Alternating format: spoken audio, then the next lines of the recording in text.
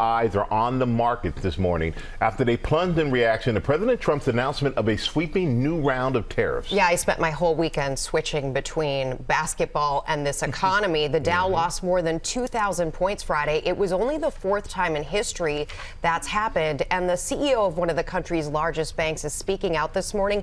Jamie Dimon, head of JP Chase, says the tariffs will likely increase inflation and are causing many to consider a greater probability of recession. And he also talks about America's dominance in the world and the issue with that. Yeah, his firm says there's a 60% chance of a recession right now. Over the weekend, a blanket 10% tariff on most imported goods went into effect. On top of that, on Wednesday, more Trump tariffs ranging from 10 to 50% will go into effect, hitting more than 180 countries and territories.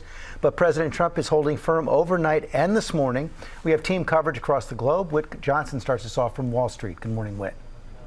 Hey, George, good morning to you. Yes, the market's about to open here a little bit later on this morning, and already U.S. futures nosediving after last week's historic lows. So here's what we're seeing right now so far.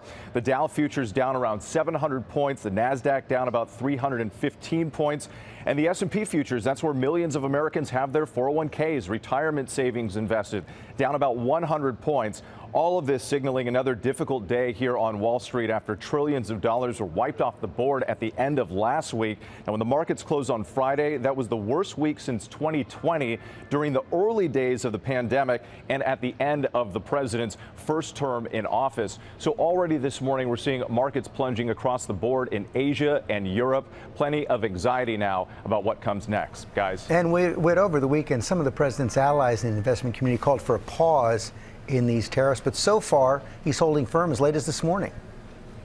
Exactly, and that's causing some of this concern here, the uncertainty about what's about to happen. Not only what the president is saying, but the administration downplaying the effects of last week's sell-off, also the impact of these tariffs. They're also saying that they plan to continue implementing more tariffs that they have scheduled for this week, and downplaying the recession fears, saying that they are unwarranted. But we know a lot of analysts feel very differently. We heard from the head of one of America's largest banks earlier this morning, JP, which again also increased the odds of a recession in the U.S. to 60%. George. A lot more questions than answers right now. Okay, Whit, thanks very much.